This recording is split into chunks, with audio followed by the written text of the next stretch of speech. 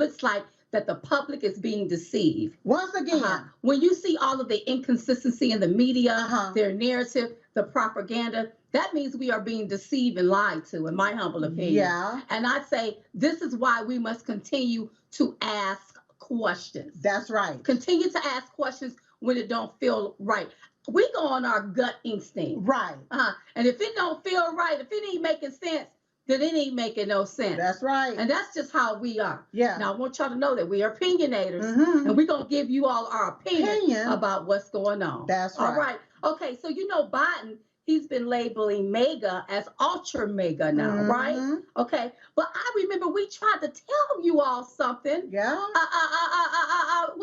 A week or so ago about Biden and his labeling. Yeah. And if y'all don't believe me, or maybe you forgot, take a look at this. I think this is also another way for them to target people. To target us. I listened to what Joe Biden said the other day, trying to make MAGA supporters say that they are extremists or what have you. Right. And do you all realize that Diamond and Silk is one of the biggest supporters of the MAGA party? So what they would I'm not saying Republican Party. I'm saying the MAGA party. And what they would do is they would try to paint us as extremists. And you putting a target on our back. We're doing it. Our own government is targeting Americans. Targeting people with the word extremist. That's right. Is setting people up. Okay. And see, when they're lying and they're using these phrases, they're making up phrases and they're tying them to you. Right. You have to be careful. You have to be careful. But my deal is this. You know, I understand and know who and what MAGA is. That's right. But for the left to take and tie the MAGA supporters to something called ultra. When I looked up the definition of ultra, it basically is talking about somebody that's fanatical or fanatic, extremist, etc.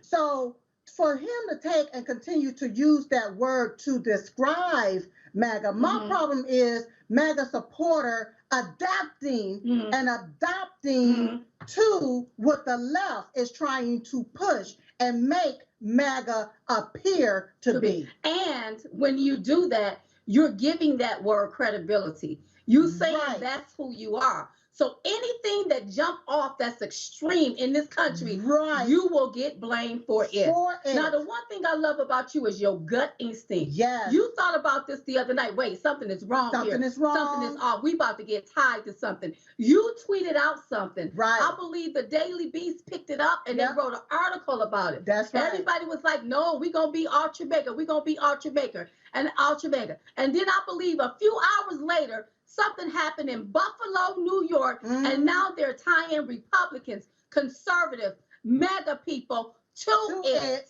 That's you right. see what I'm saying? That's right. And that's how we're trying to get people to see. They're shifting the blame. Yes. And I think, in my humble opinion, they're trying to start a race war. Right. That's what they're trying to do. But see, even in spite of starting a race war, they want to target people. This is an easier way to target people. See, when you use and deem yourself as this ultra MAGA that they want you to deem yourself, because that's the word they made up. It's going to be easier for the Biden regime, in my humble opinion, to now target you directly. Keep in mind that they did a 6-month research study on this here particular word, on the word MAGA, and came up with ultra MAGA. Why is the left? Ask yourself this question. Why is the left studying the word MAGA? That's right. For what? For what reason? It's a way to target. And what they do, they don't want people to be part of MAGA. They don't want people to be part of American First policies. They want people to hate President Trump. So they will do anything to paint you as something so that you will stay away from that. That's right. That's what they're trying to do. Here's another thing. MAGA, Make America Great Again, is so powerful. They want to degrade and distort it. Right. To make it look like it is something bad and evil. Right. But when you, as Republicans, go along with it, now they got you. That's where they want you. That's all we're trying to tell you about this. Right. Now, I remember whenever Hillary Clinton said something about the basket of deplorable, but there's a difference there because Hillary Clinton, she didn't have the power to lock you up. That's right. She didn't have the DOJ and the FBI behind her, okay, to be able to run a battery ram through your door and just lock you up for no reason at all. But Biden, the Biden regime, they have the capability, they have the authority to be able to do that. Even though I feel that it's illegal. That's right. Okay. Well, I'm looking at what happened in Buffalo. Yeah. And then I'm hearing all of the talking heads. We have to dismantle systemic racism. Well, my thing is, if you want to dismantle systemic racism, you must dismantle the left. Yeah. You must dismantle these left-leaning liberals that owns the media. Right. Like these executives that push propaganda in front of the American people and not tell the American people the truth about what's going on. That's right. To me, that's systemic racism. That's right. If you want to dismantle it, look at the biggest 3 social media platforms, how they take and use their system to silence people, stop them from making money, messes with their livelihood. That's systematic racism. And systematic racism don't just mean that Black people are being discriminated against. All people are being discriminated against. When they brought in affirmative action, that is systematic racism. That's right. Systematic racism, whatever you want to call it. Here's another form of it. Here's another form of it. When I look at how this government has basically stopped life. That's right. Living. When I say stop life, stop living, I'm talking about people's livelihood, putting red tape in place, making it harder for people to function in society. If you don't get this, you can't do that. Right. But then our Constitution removing that out the way, having open borders, allowing people to come up in here and run amok amongst our country, using our tax dollars to even do this 6 months research, using our tax dollars to pay for individuals that's coming into our country illegal. No baby formula on the shelf for American children, but baby formula down there at the border for illegal aliens, baby. Systemic racism.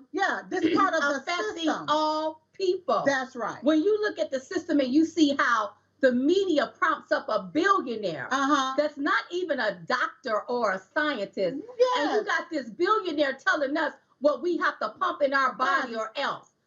He done bought up all the farmland. Now there's a food shortage. He done got his involved in the baby milk. Now there's a baby formula shortage. But he walking around with look like man boobs and women hips. He eating. He eating cupcakes and cookies and stuff because he's spreading.